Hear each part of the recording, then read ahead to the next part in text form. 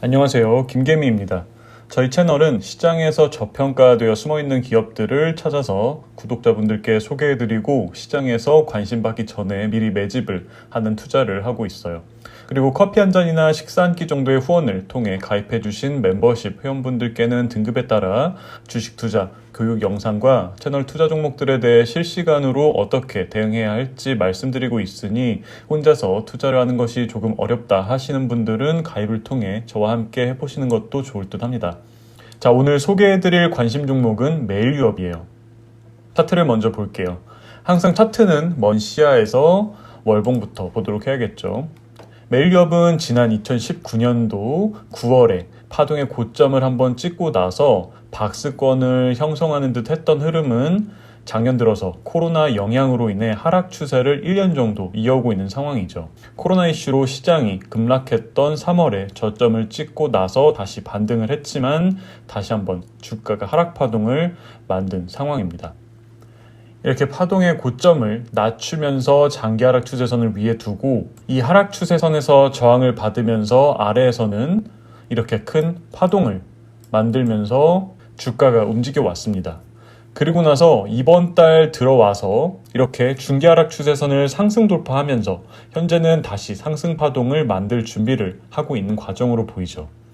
지금 현재는 시장에서 소외되어 있는 흐름으로 횡보에 비슷한 흐름을 보이고 있지만 투자자들로부터 관심을 받는다면 충분히 상승 파동을 만들면서 이런 식으로 적어도 이 위에 큰 장기 하락 추세선의 하단부까지는 상승할 수 있을 것으로 판단됩니다. 위에 장기 하락 추세선으로 수렴할 경우 가격대는 8만원 이상까지 상승 가능할 것으로 판단되므로 올해에는 충분히 수익을 줄 수 있는 종목일 수 있겠죠. 자, 주봉을 보도록 할게요. 주봉상 파동의 흐름을 보면 이런 식으로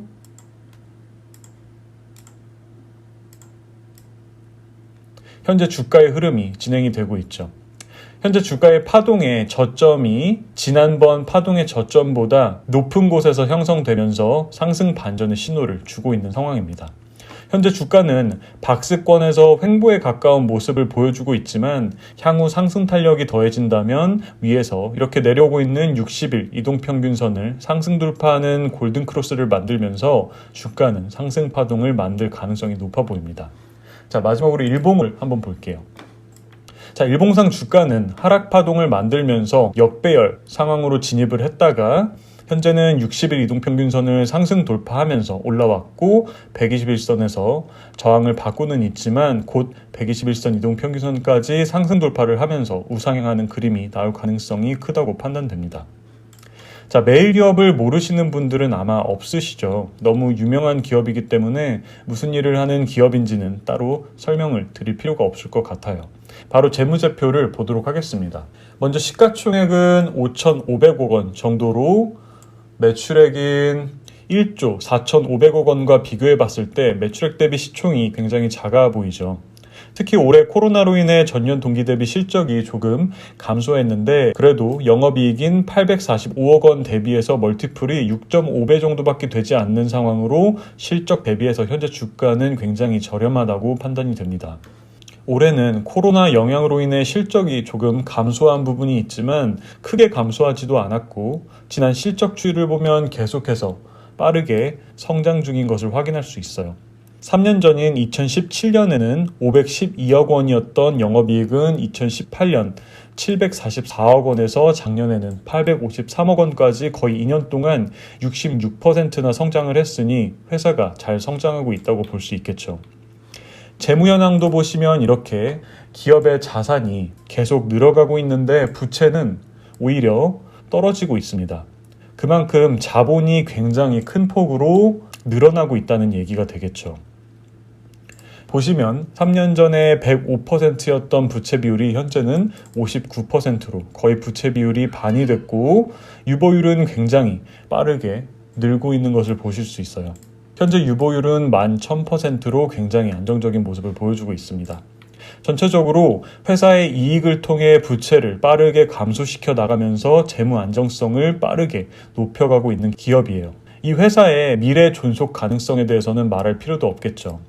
아마 이 추세가 지속적으로 이어진다면 2년 뒤쯤에는 부채 비율은 30% 정도로 떨어지겠죠. 자산이익률인 ROA, 자기자본이익률인 ROE 모두 코로나로 힘든 한 해였음에도 불구하고 굉장히 안정적으로 높은 모습입니다.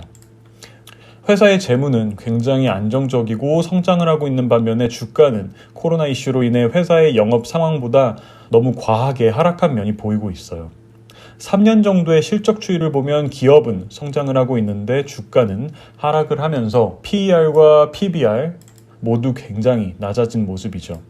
특히 현재 주가와 자산가치의 비율을 보여주는 PBR은 1보다 커서 자산가치 대비해서 주가가 비싸다고 볼 수 있지만 과거 PBR에 대비해서 현재는 1.2로 굉장히 낮아진 상태이며 또한 회사의 자산가치가 빠르게 성장을 하고 있기 때문에 만약 주가가 상승을 하지 않고 제자리에서 움직인다면 향후 PBR은 1보다 아래로 내려갈 수밖에 없겠죠. 결과적으로 현재 재무상 메일유업은 저평가 구간에 있다고 판단할 수 있습니다. 올해 코로나로부터 회복돼가는 과정에서 기저효과가 나온다면 올해 메일유업은 또 한 번 큰 성장을 하지 않을까 생각하기에 현재 시장에서 소외되어 있는 음식료 업종이 관심을 받는다면 2021년에는 큰 수익을 줄 수 있는 종목 중 하나가 될 수 있지 않을까 생각을 합니다. 저희 채널에서도 메일유업을 투자 종목에 편입하고 천천히 매집 개념으로서 분할 매수로 매수 접근을 해보도록 할게요. 회원분들께는 어제장의 멤버십 게시판을 통해 이미 말씀을 드렸죠.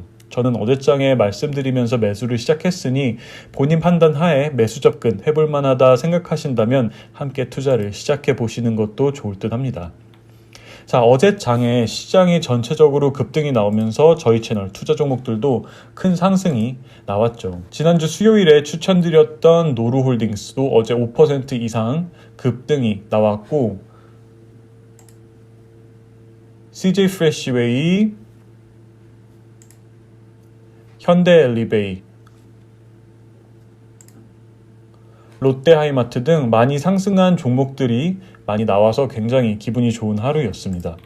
오늘도 어제 상승을 이어받아서 계속 상승이 이어질지 아니면 급등에 따른 하락 조정이 나올지는 현재로서는 정확히 알 수 없지만 항상 말씀드리듯이 저희는 어떤 방향으로 시장이 흘러가더라도 조급히 생각지 마시고 편안한 마음으로 시장의 흐름에 맞게 묵묵히 대응해 나가도록 하겠습니다.